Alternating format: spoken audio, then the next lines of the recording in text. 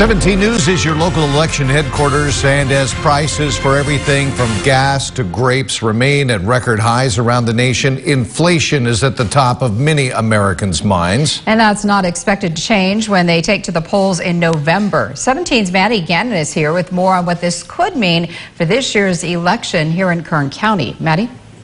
Jim, Tammy, as you mentioned, prices have been climbing on everything from gas to groceries, and it's already shaping up to be a key influencer in some of our most competitive toss-up districts. Heading into a midterm election with prices still soaring and Democrats in control of the White House and Congress, inflation is expected to be top of mind for voters and a potential handicap for the Democratic Party. Regardless of who the quarterback is during a football game, right? When the team loses, even if it's not his fault, that's the person that gets the blame, right? And we've seen that happen with Joe Biden. It's an issue hitting almost every corner of the country. Nationwide, the Consumer Price Index recording its largest increase since 1981 in May. But as Republican political analyst Kathy Abernathy points out, it can be especially burdensome for voters in Kern, a county in a state that often leads the way on red-hot costs. High or higher expense, because even though it's Kern County, we're in the state of California, which has the highest gas taxes. So that's on top of everything else you pay. Abernathy says voters' concerns over inflation could bolster some GOP candidates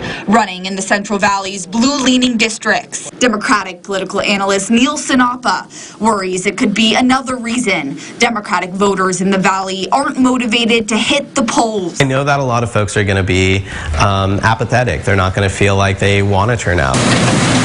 And it could be a key factor in the Central Valley's ultra-competitive toss-up districts, the 22nd Congressional in particular, where each party is looking for any edge to beat out the other. Joe Biden's policies are costing us more for gas and groceries. David Valadao is fighting back. We've already started to see it play out, with Republican incumbent David Valadao running ads highlighting his objection to economic policies under Democrats. And Democrat Rudy Salas consistently pointing to his 2017 vote not to increase the gas tax. I was the only Democrat to vote no on the gas tax in the state capitol. Sinapa believes the high prices under Democrat-led Washington and California is a concern blue candidates should acknowledge, but is not necessarily a deal breaker. I think that we can overcome that, but I think it definitely is a challenge. I think it would be a mistake to not recognize it as a challenge.